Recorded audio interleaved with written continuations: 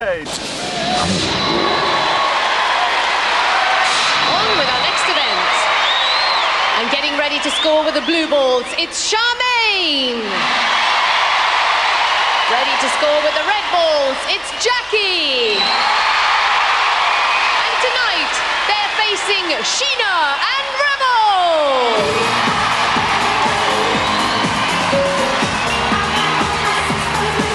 Over to John Anderson.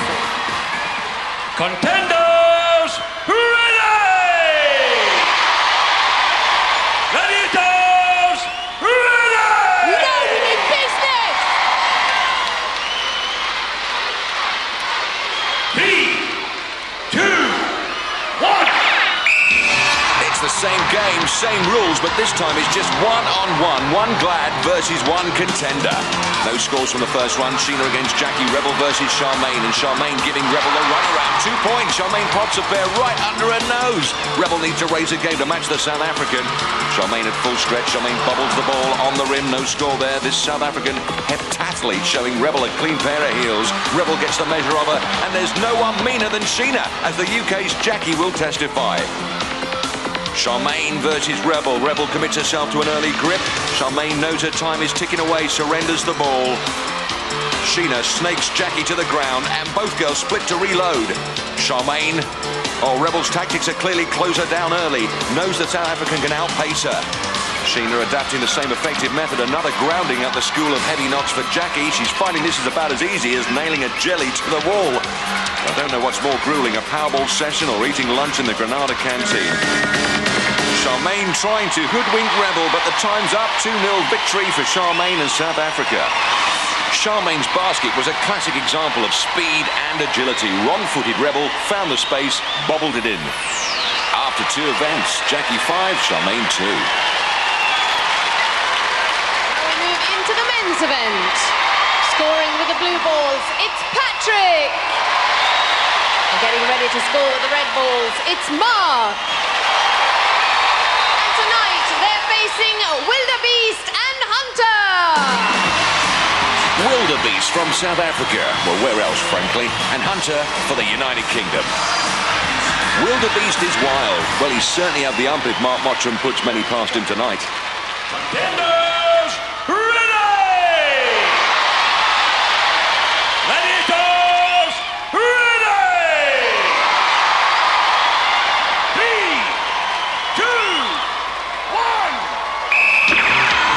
Mark attacks the beast, makes his life a drag, but can't convert the advantage. Patrick for South Africa could be a slippery one for Hunter, but no sweat for the Gladiator. Mark again, beast with the grip and tackle. Mark dents the ground, recovers to reload. Patrick finding Hunter hard work. This Gladiator's so strong he wears dumbbells as cufflinks. Mark flying tackle from the beast, but not good enough. 2 points, great courage under fire from Mark. Patrick at speed, Hunter's wider than the pitch, there's no way round him. Monumental collision between Hunter, Mark and the beast. Patrick tripped up by his own feet, like a 100-mile-an-hour demolition derby down there at the moment. Contenders grab a breath and a ball. Patrick's enjoying more trips than Judith Chalmers out there. Mark has space, centre basket, 3 points, 5-0 to Mark. Back for another whack. The beast drives him into the ground. Crunch time. Patrick so fast on his feet claims 2 points there. 5-2 the score. Time running out. Contenders are tooled up. Patrick breaking left. Mark in his wake. Hunter trying to cover the basket. Big collision. Mark steps over the debris. The guys are back for one more go, but the clock will beat them. Wow, superb Powerball action from all 4 protagonists. Mark with 5, Patrick unlucky not to score more than 2. Let's relive that centre basket sensation. Patrick trips on the mat. Mark's too wide for the beast to contain. Shuffles off his hands, makes for a space that's wider than the Serengeti. Mark, that has to be one of the toughest Powerballs. You are up against the South African. They can rugby tackle. Yeah, he certainly could. As a whole game, they play it differently to us. You talk about differently, what do you mean by that? Well, usually we have 3 gladiators, so it's not as dangerous doing it like this, which is quite good, but it's just as whole.